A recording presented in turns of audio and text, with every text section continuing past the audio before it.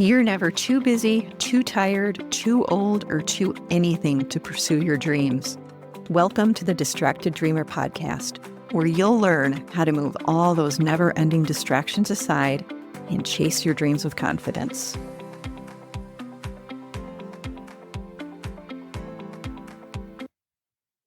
Well, hello, my friend. Welcome back to the Distracted Dreamer podcast.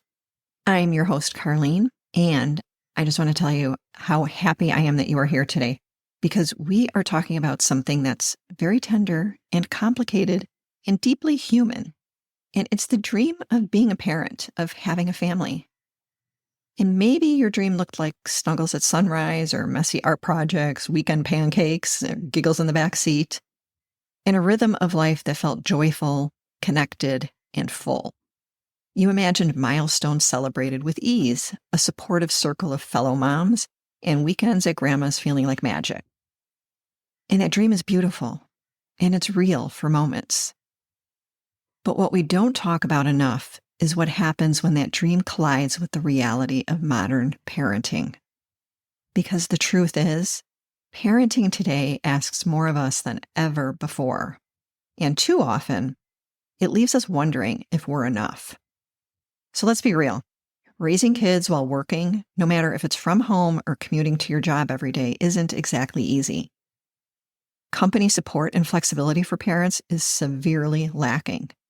You're juggling two full-time roles at the same time, and if you work from home, you're doing these two things in the same space, often without a moment to breathe.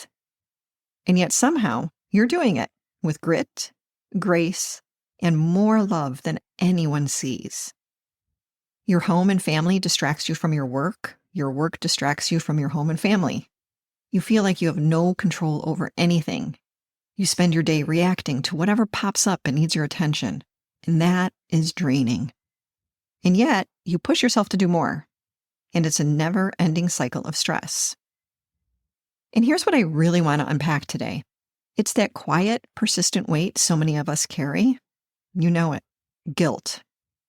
Not the kind that nudges you to apologize or do better, but the kind that sits heavy. The guilt that whispers, you're not doing enough, you're not being enough. The kind that makes you say things like, I feel terrible that I missed your dance recital, so I'll clean up the dishes for you tonight, as if overextending yourself somehow makes it right. And that kind of guilt, it's powerful. And I know it well because I've lived it. And before we dive into guilt, I want to start with some truth. And that is, you are not alone in this. According to the U.S. Surgeon General, 50% of parents say they're overwhelmed by stress on most days. 77% of single parents are lonely. 75% of parents are experiencing burnout. And those numbers are probably underreported. Why? Because parents have normalized the chaos. We say, well, this is just what life is now. But parenting, it's sacred work, and caregivers need care too. The research shows that children of parents with poor mental health are 4 times more likely to experience poor mental and physical health themselves. That's a huge number. So taking care of yourself, it isn't selfish. It's responsible. It's protective. It's modeling. Meaning, when your children watch you care for your health, when you rest and take care of your relationships, they learn what it means to live a healthy, sustainable life. The other thing to recognize is we're also parenting in a different world than our own parents did. Modern working mothers now spend more focused time with children than stay-at-home mothers did in the 1970s. And while we're giving our kids both quantity and quality time, we're sacrificing sleep, friendships, rest, hobbies, and personal identity to do it. The invisible labor of planning, prepping, scheduling, and anticipating, it falls heavily on parents, often mothers. And all this multitasking, it takes a toll. We have higher stress, we have more mental fatigue, and a lost sense of self. So what are we actually modeling for our kids? That adulthood equals exhaustion? That love equals constant performance? We have become so good at enriching our children's lives that we've impoverished our own. But I want you to know, I got some great news. It doesn't have to be this way. Today isn't about fixing you. It's about finding your way back to yourself and the dream of family and parenting. Not with big dramatic changes, but with small shifts that give you back your agency. Psychiatrist Dr. Pooja Lakshman, also best-selling author of Real Self-Care, fabulous book, highly recommend it.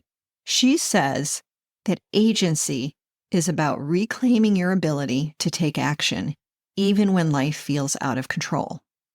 It's not about fixing everything. It's about making one small decision that says, I'm ready to do this differently. And here's the thing about doing things differently. It starts by questioning the narrative of guilt. Because if guilt is driving your choices, something is misaligned. That constant push to prove you're doing enough, being enough, it's not rooted in your values. It's rooted in pressure, expectation, and fear. And when we parent from that place, we stay stuck in the cycle, chasing perfection, beating ourselves up, and still feeling like we're falling short. I've been there. I felt that quiet ache of not enoughness, the guilt that crept in when I missed something, forgot something, or simply was just too dang tired. And in the middle of that season, raising 3 girls, stretched in every direction, I made a hard choice. A small but powerful shift. So when my girls were little, I fell headfirst into the mom hustle. You know, the one where busyness becomes a badge of honor. Every mom around me seemed to be constantly running from one thing to the next. And I started to believe that maybe that's what being a good mom looked like. So I jumped in. Toddler gym classes, music lessons, perfectly packed lunches, birthday parties, the works. I kept the house running, managed the shopping, the bills, the appointments, all of it. But one day I found myself in a music class shaking maracas while my daughter stared blankly into space. They didn't want to be there. And honestly, neither did I. And that moment stopped me. I thought, why are we doing this? Who is this really for? And what version of motherhood am I even trying to measure up to? And I realized I was parenting from guilt, trying to prove something, trying to keep up. And none of it aligned with our actual values. I'm not a hustle at all costs person. So I made a conscious decision. I wasn't going to overschedule my kids just to soothe my own fears or meet someone else's idea of what good parenting looks like. So we chose a slower rhythm, just one activity at a time. Girl Scouts, soccer, cheer, art, spread out over the years, not all at once. They swam in the summer, they learned piano, and it was enough, more than enough. And creating that white space to breathe, to rest, to just be, it changed everything. It protected our peace. It protected their childhood. And I honestly believe it protected me too. And that choice reminded me, good parenting isn't about doing more. It's about doing what matters. And part of what matters is giving our kids and ourselves room to just be. Our kids need white space. They need time to be bored, to rest, to wander through their own imaginations. That's where creativity lives. That's where dreaming begins. And if we pack every moment with productivity, we rob them of that quiet magic. They won't learn how to daydream if they're constantly being rushed from one thing to the next. Now, I could tell you not to feel guilty for missing that dance recital or skipping the class party or being too tired to play after a long day. But you already know that kind of reassurance, it doesn't stick. Because guilt isn't logical, it's emotional. And it's often rooted in a story that we've been told about what a good parent should look like. So instead of brushing the guilt away, I want to offer you something a little more useful, a fresh lens, a new way to see what parenting has become and to decide for yourself what kind of parent you actually want to be. Because once I started digging into the research, I was honestly stunned. And the numbers tell a very powerful story. They explain how we got here, and maybe, just maybe, they'll help you see that it's not you, it's the system. So take this in. Let's start off with the productivity paradox of modern motherhood. Here it is.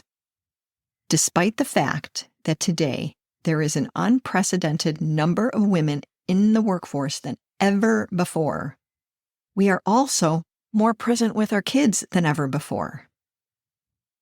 But at what cost to ourselves? I'm going to give you the bottom line right up front here. Modern working mothers aren't just better at time management. We have fundamentally changed what childhood looks like. And it started with my generation of parents. And it continues today. But while we're providing both quantity and quality time with our kids, we're sacrificing downtime, sleep, adult relationships, and the having it all narrative. We have to ask ourselves, does it really mean doing it all? Last week, a friend that I see at my workout class, she posted a photo from her daughter's soccer practice. And the photo was she had her laptop balanced on her knees. She was emailing clients between cheers. And with that exhausted sarcasm that only mothers can perfect, the caption was, "Living the dream." And her post reminded me of a statistic that's been rattling around in my head. Modern working mothers spend 11 hours per week in focused childcare, the same amount that stay-at-home mothers spent in 1975. Despite working outside the home, despite all our talk about quality over quantity, we're actually spending more time actively parenting than the generation that supposedly had all the time in the world. And the numbers are really staggering. Mothers today spend 13 and a half hours a week with kids compared to 10.6 hours in 1965. Working mothers today spend as much time with their kids as 1980s stay-at-home mothers. And time spent on housework has dropped from 32 hours to 18 hours per week for mothers. Now, despite having fewer kids and having more involved fathers, modern mothers are more hands-on than ever. So how is this possible? And more importantly, what is it costing us? Here's what really happened. We didn't just get better at time management.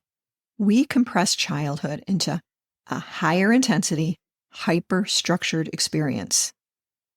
Think about the difference between a 1980s childhood and today. In the 80s, kids played outside unsupervised until dusk. Parents roughly knew where they were, but they weren't orchestrating every interaction. Birthday parties were cake at home and games in the backyard. Sports were seasonal and optional. And today, every playdate is arranged weeks in advance. Parents drive kids to activities, they stay to supervise and network with other parents. Birthday parties, they're themed productions with custom cookies and Pinterest backdrops. Sports are year-round with travel tournaments and specialized coaching before kindergarten. We didn't just give kids more attention, we re-engineered childhood. And working mothers were the architects of that change. Because we had limited time, we made every interaction count. We turned parenting into an intensive, optimized experience. But here's what statistics don't capture. They don't capture the invisible work that makes all of this possible. So researcher Eve Rotsky, she found that while mothers spend more focused time with kids, they're also constantly multitasking. And that mental load includes things like remembering which kid has practice when, coordinating carpools and birthday RSVPs, planning and prepping every activity, managing family emotional dynamics, anticipating needs before they even become problems. And as one mother put it, she said, "I'm not just spending time with my kids, I'm project managing their entire childhood." So this is what modern motherhood looks like. It looks like responding to emails while making breakfast or taking client calls from the soccer field bleachers or meal planning during the commute home, or helping with homework while you're prepping tomorrow's lunches. And we've gotten really good at being physically with our kids while mentally managing everything else. But there's a cost, because the research shows that chronic multitaskers report higher stress, less felt presence, and difficulty engaging deeply with anything, and persistent mental fatigue. We're giving our kids our time, but are we giving them our attention? Well, there's something very uncomfortable in this data about quality versus quantity. And we might just have the justification backwards. We told ourselves that working mothers could compensate for less time by making the time they had more meaningful. But it turns out we're providing both quantity and quality while sacrificing ourselves. So what have working mothers given up to maintain both? Well, sleep. Mothers average 17 minutes less sleep per night than fathers. We have sacrificed our adult friendships. The time with friends has dropped dramatically. And let's talk about couple time. Marital satisfaction, it often decreases post-kids. And our personal interests and hobbies, no more of that. We don't got time. Downtime and rest, no more of that. We don't have time. So we solve the not enough time with kids problem by stealing from ourselves. And there's a term for this. It's called intensive parenting. The belief that good parents should provide large amounts of focused time and energy to optimize their children's development. And here's how it shows up. It's scheduling multiple activities for kids every week, hovering during play dates instead of letting kids navigate conflict.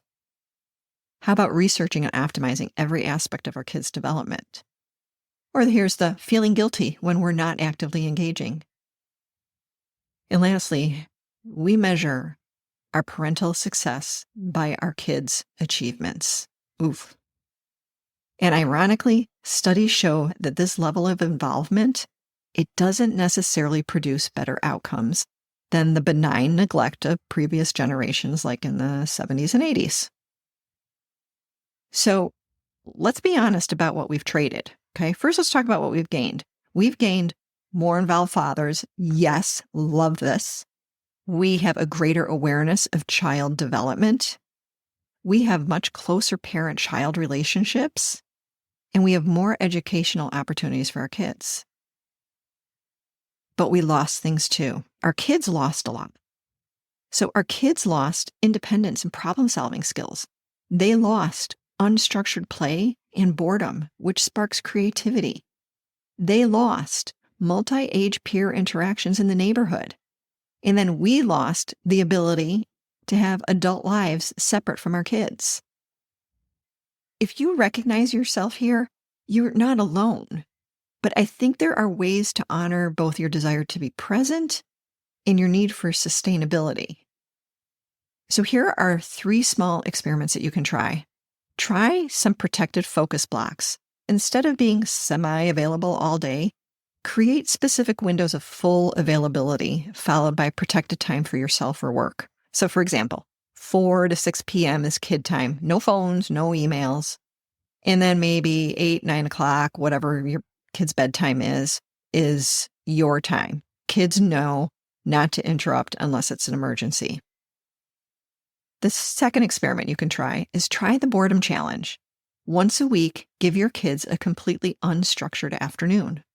No activities, no screen time, minimal parental input.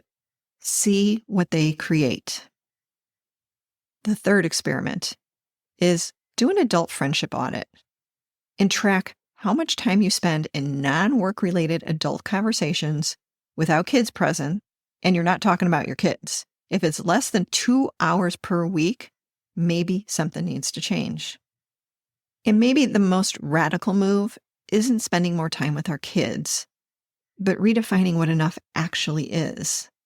So what if enough looked like being fully present for fewer activities instead of partially present for everything?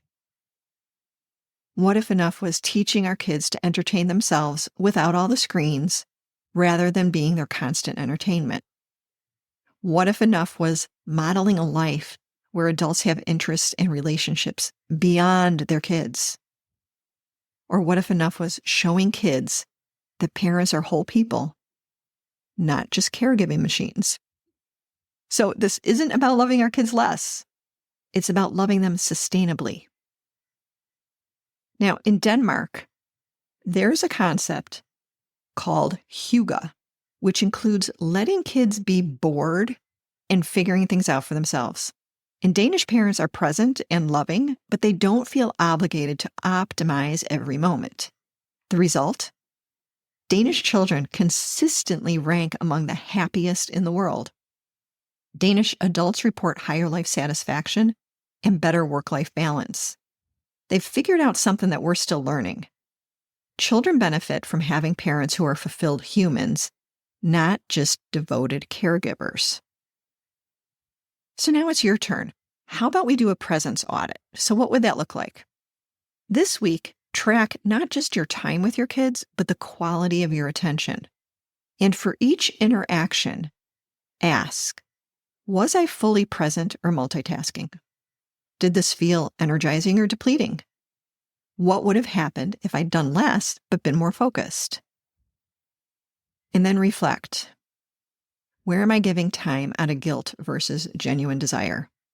What would change if I gave myself permission to be good enough instead of optimal?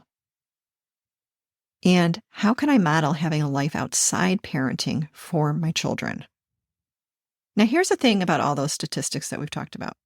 They prove that we're incredibly devoted mothers, but they also reveal that we've solved the wrong problem. The issue is never that working mothers didn't spend enough time with their kids. The issue is that we've created a culture where motherhood consumes everything else. My friend who posted on Instagram, she started an experiment. Saturday mornings are now boring time. Her daughter plays independently while she drinks coffee and reads. And at first her daughter, she complained about being bored. But now she builds elaborate fairy houses and puts on shows for the dog.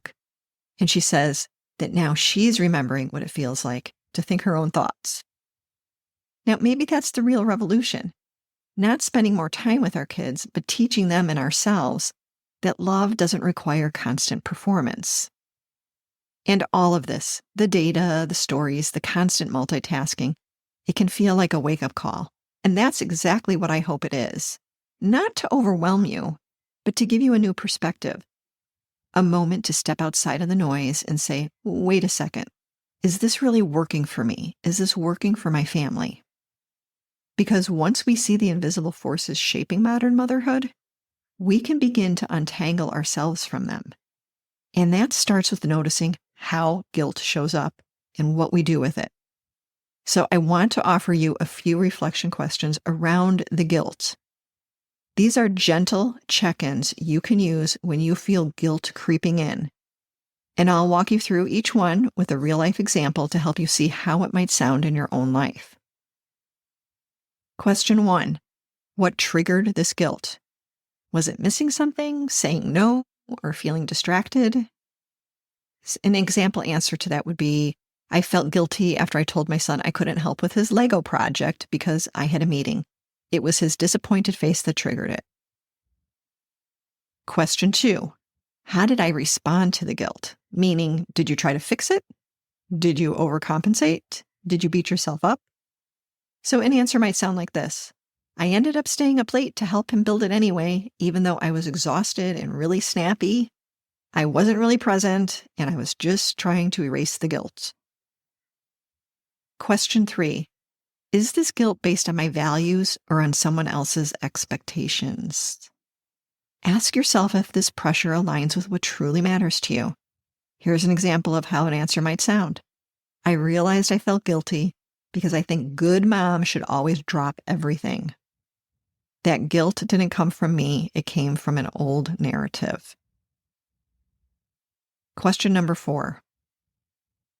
Am I sacrificing something essential, like sleep, health, or joy, to avoid this guilt? Here's an example answer. I skipped dinner and didn't move my body all day just to make up for missing the school assembly. Wow, that's a red flag. My well-being matters too. And the final and fifth check-in question around guilt is, what would I tell a friend in my exact situation?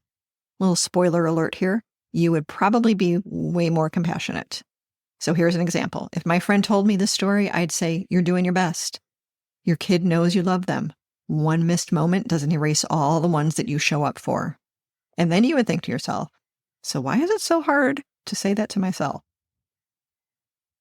Well, here's another idea. You could keep a simple note on your phone or in a notebook and just track the moments when guilt shows up and answer these questions about what triggered it and how you responded and what you needed instead. Because here's the truth. Guilt isn't a moral compass. It's a signal. It's your body and mind saying something's off. Not wrong, not broken, just out of alignment. And when you pause to listen, you start to reclaim your power. Here's what I hope you take with you from today. You don't have to earn your worth through exhaustion. You don't have to perform perfect parenting to prove your love. And you don't need to keep up with a version of motherhood that doesn't align with your values. You are allowed to reclaim your time. You are allowed to say no to the hustle and yes to white space for yourself and for your kids. You are allowed to be a whole person, not just a caregiver. And you are allowed to release that guilt that says that you have to do it all. Because what your kids really need isn't a perfect parent. It's a present one. A parent who models boundaries, who takes care of their own joy, who shows what it looks like to live a life that's full and sustainable. Now, if this episode sparked something in you, I know that you know somebody who would be so grateful if you would just share it with them. Share it with a fellow parent who might need to hear this too. Maybe someone who's caught in the same swirl of guilt and self-doubt. Remind them that they're not alone. And as you go back into your day, remember this. The dream of parenting isn't gone. It's just waiting beneath all this noise. A little quieter, a little slower. It's found not in doing more, but in being more present for the moments that matter. And you've got this. I am cheering you on. All right, my sweet friend. Thank you so much for being here with me today. And remember, your dreams, they are waiting for you. And your time, it's now. And I'll be back next week, ready to welcome you to our next conversation. Oh, and one more thing. This is the legal language. You know, the stuff that the lawyers put together, and they say that I need to read this to you. So here we go. This podcast is presented solely for educational and entertainment purposes. I'm just your friend. I'm not a licensed therapist. This podcast is not intended as a substitute for the advice of a physician, professional coach, psychotherapist, or other qualified professionals. Got it? Good. I will see you in the next episode.